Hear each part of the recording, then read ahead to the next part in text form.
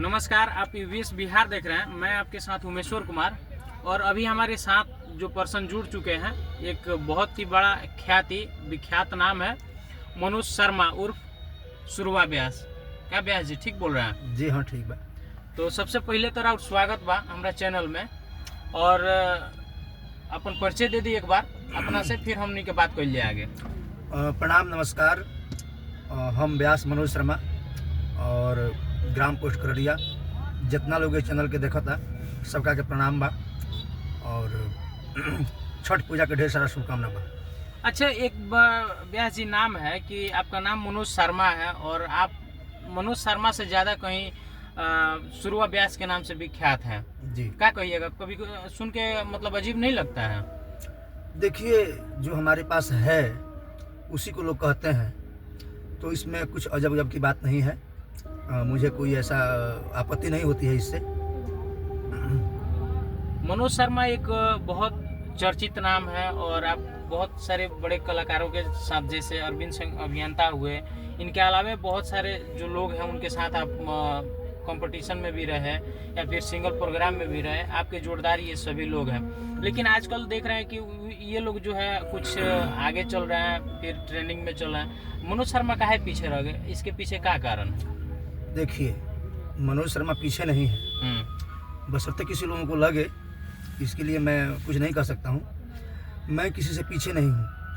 पीछे इसलिए लगता है कि जो पुआल, धान का जो पुआल होता है उसका आग जो है बहुत जल्दी लहक जाता है और बहुत जल्दी शांत भी हो जाता है, और कोयले का आग जो है वो देर से लहकता है और बहुत देर तक टिकता है।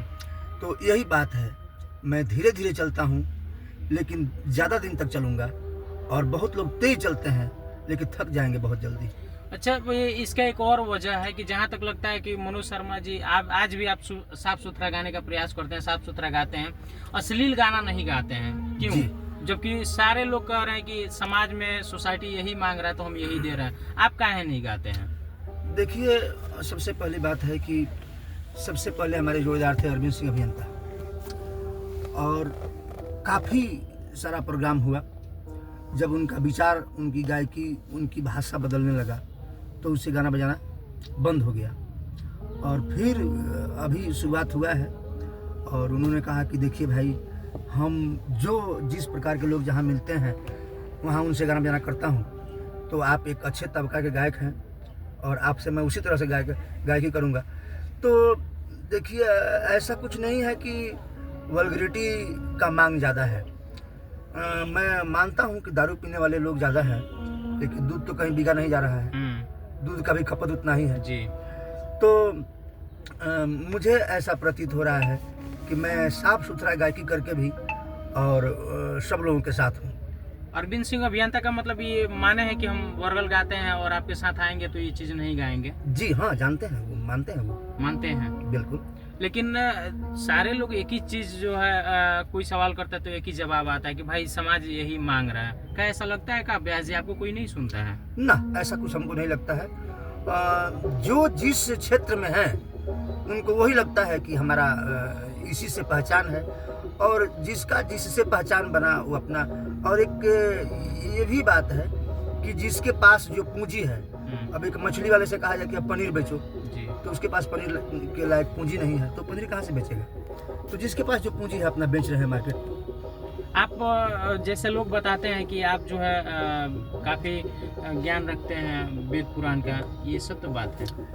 देखिए, काफ़ी तो मैं नहीं रखता हूँ, लेकिन जो हमसे कम है उसके लिए ज़्यादा हूँ, और जो हमसे ज़्यादा रखता है उसके सामने मैं कम हूँ। लेकिन आज भी आप वर्गल नहीं गा करके जितना भी नाम चर्चित है या विख्यात, जितना भी आप प्रसिद्धि पाए हैं, ये सारी चीज़ जो है आप वेद पुराण नहीं गा करके पाए हैं, तो कहीं ना कहीं लगता है कि समाज में जो भी लोग उंगली उठा रहे हैं कि ये चीज़ का मांग है तो ये गलत है। जी हाँ, गलत है। तो आगे क्या कहिएगा? जैसे नया जनरेशन आ रहा है, काफ़ी सारा आप देखिएगा कि अश्लील परोसा भी जा रहा है, और नए कलाकारों के साथ भी या पुराने कलाकारों के द्वारा भी, जैसे कि खेसारी लाल हुए, पवन सिंह हुए, ये लोग भी मतलब वर्गल गा रहे हैं। इनके लिए क्या कहिएगा? देखिए, मैं नहीं समझता हूँ कि गाना कोई वल्गर है, बल्कि गाने में जो स्पीच का उपयोग किया जा रहा है, स्टेज पे गाली गलौज किया जा रहा है एक दूसरे के साथ। नहीं, ऐसा चीज नहीं है कि आप गाना जैसे बोले कि अब मान लीजिए जैसे गाना है कि समियाना के चुप तोरा ढूंढिया में घोप जी। इसका मतलब क्या होता है? देखिए, ये वल्गैरिटी नहीं है, मैं जानता हूँ, मेरा मानना है जी। साहित्य का 9 रस होता है। अभी कुछ विद्वानों ने कहा है कि साहित्य में 11 रस होता है, तो साहित्य का अभी के हिसाब से 11 रस है। तो साहित्य के रस में इंजॉय करने के लिए हम गाने के हिसाब से कुछ भी गा सकते हैं, लेकिन जो नाम किसी का रख करके गाना गाया जाता है, जैसे लड़कियों का नाम रख करके गाना जाता है या जाति का नाम रख के गाना गाया जाता है, उसका मैं विरोध करता हूँ। बिना नाम और बिना जाति के आप कोई भी गाना गाइए, ये सब साहित्य के अंदर है। अच्छा, तो आजकल 2 ही चीज चल रहा है, एक तो जाति चल रहा है और दूसरा चीज है एक शरीर का एक ऐसा अंग है जिसका मतलब इतना प्रदर्शन किया जा रहा है, आप भी समझ गए होंगे कि हम क्या कहना चाह रहे हैं। तो मतलब बताइए कि कहाँ तक ये सत्य है और ये होना चाहिए या नहीं होना चाहिए? अगर ये नहीं अगर दोनों चीज हटा दिया जाए तो क्या साहित्य बंद हो सकता है? का नहीं, साहित्य बंद नहीं हो सकता है। मैंने अभी आपसे कहा कि साहित्य में 11 रस है जी। अगर ये दोनों हटा दिया जाए तो साहित्य कभी बंद तो हो ही नहीं सकता है।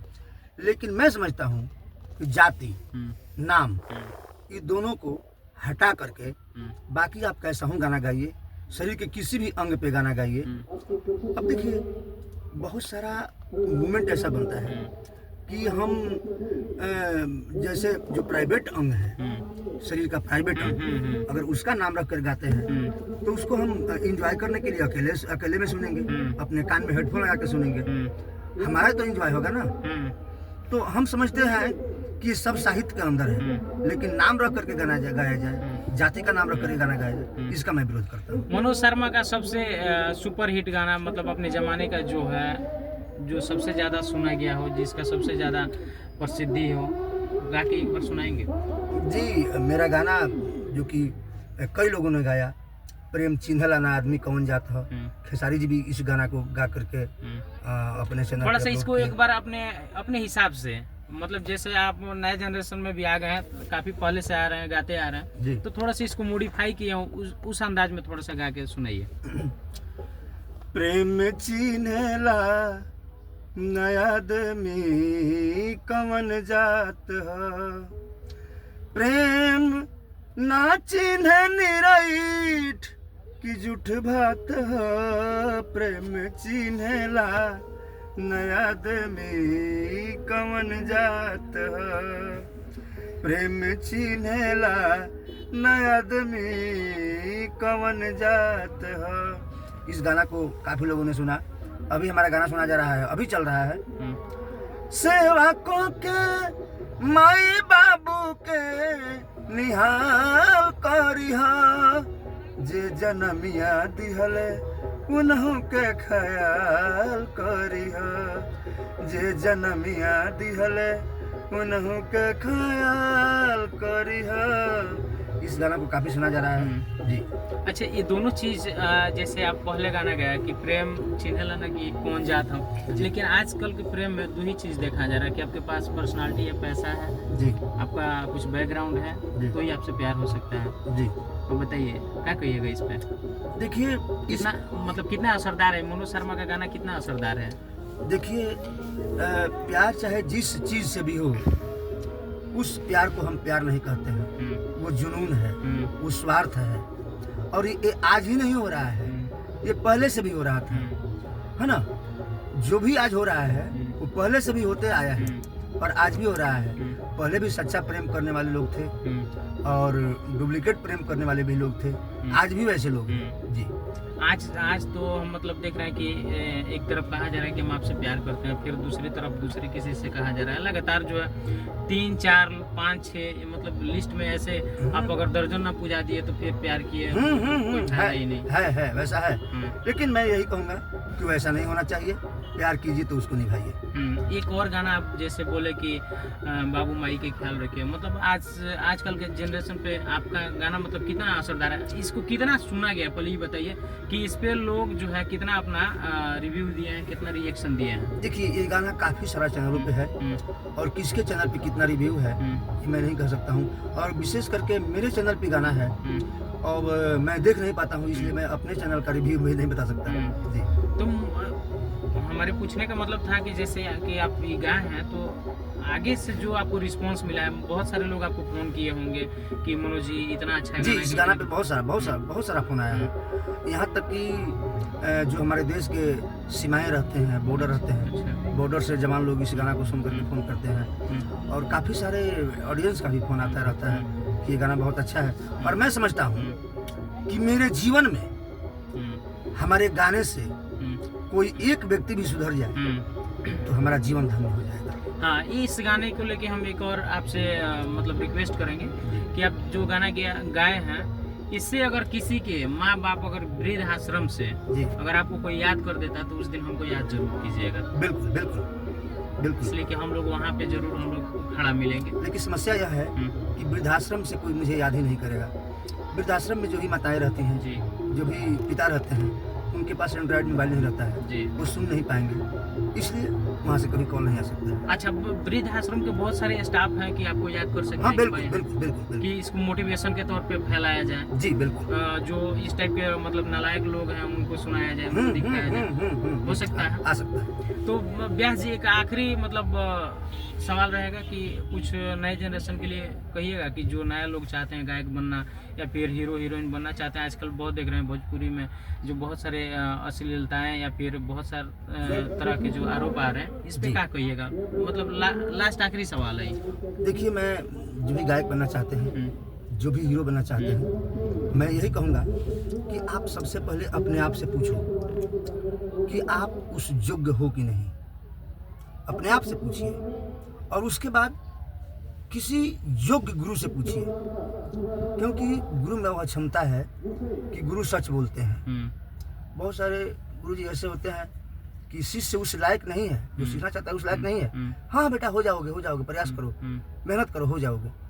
लेकिन मेरा मानना है, हमारे पास जो भी आते हैं सीखने, मैं यही उनको देख लेता हूँ और कह देता हूँ कि भाई ऐसा कीजिए कि आप दूसरे किसी काम में अपना टाइम गंवाइए, इसमें आप सक्सेस नहीं होइएगा।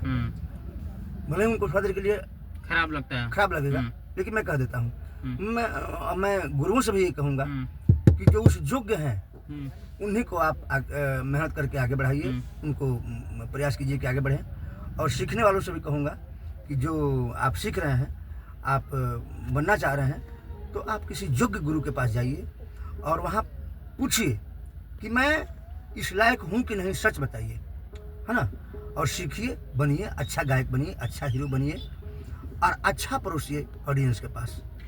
तो चलिए, बहुत बहुत धन्यवाद। और ये थे मनोज शर्मा जी, जो कि अपना प्रतिक्रिया दिए सीखने और सिखाने वालों के लिए भी, और आजकल जो माहौल चल रहा है, जो सोसाइटी में चल रहा है, उस पर भी अपना प्रतिक्रिया दिए कि हम लोग को किस प्रकार रहना चाहिए, क्या सुनना चाहिए।